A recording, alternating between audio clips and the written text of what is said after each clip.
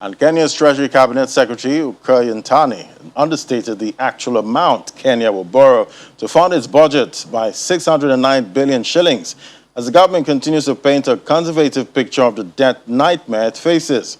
As he reads the 2021-2022 financial year budget on Thursday, Mr. Yatani only provided details of how Kenya would generate the money required to fund the 88% of the 3.6 trillion shilling plan. The government, no doubt, is under pressure to cut its budget deficit. And so what are the areas of spending that can the government actually prioritize, and how will this affect businesses? Matt Kindiga, Associate Practice Lead Sub-Saharan Africa at Frontier joins us now to help us make sense of this. Hello, Matt. Great to have you.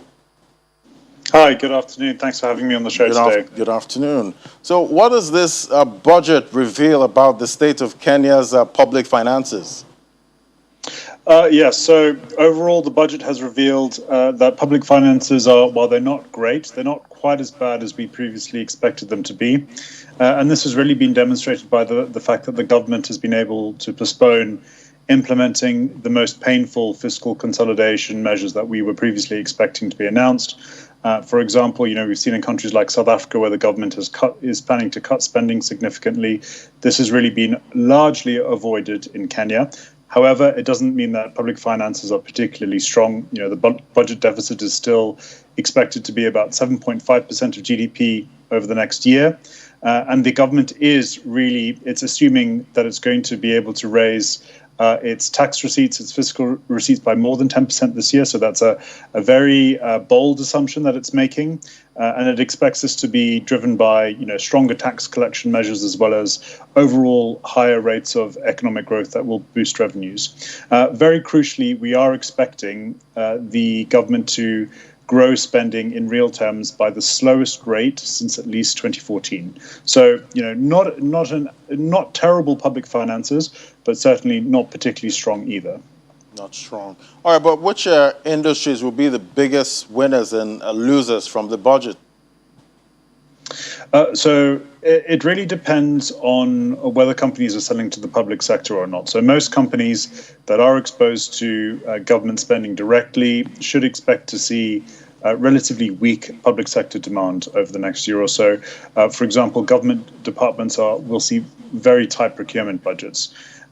That said, most companies, in the private sector as well, are expected to see higher tax bills as the government tightens tax enforcement. But companies in the private sector could benefit to an extent from the current budget, and this is because the government has made it clear that it will continue to prioritize allocating funding to its Big Four agenda. So that includes companies that are exposed to manufacturing, especially food production, as well as those that are looking to grow their presence in residential and infrastructure construction, and additionally publicly funded healthcare. So those sectors of the economy, including in the private sector, will see higher levels of support from the budget over the next year or so.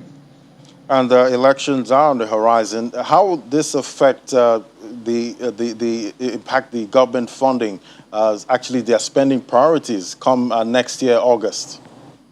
Certainly. So the election next year will have a big impact on government spending and tax priorities. The election next year is one of the reasons why we have not seen a very severe fiscal consolidation this year. We expect more, tighter fiscal consolidation to occur in late 2022 or early 2023. Part of the reason is because, one is that the government doesn't want to stifle the economic recovery, which would undermine job creation, especially in the private sector. But it also will be politically very difficult for the government to raise taxes significantly or cut spending dramatically. For example, civil service wages. The government wants to make sure that civil servants don't experience a lot of pain before the election. The government increased the value-added tax rate earlier this year. We don't expect that to be, things like that to be repeated again.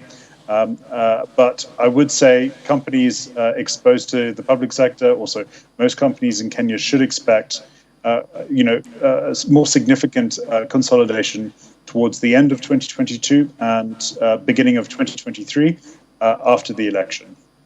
All right, Matt, we'll have to leave it there now. Thank you so much for your time on the program. Always great to talk to you.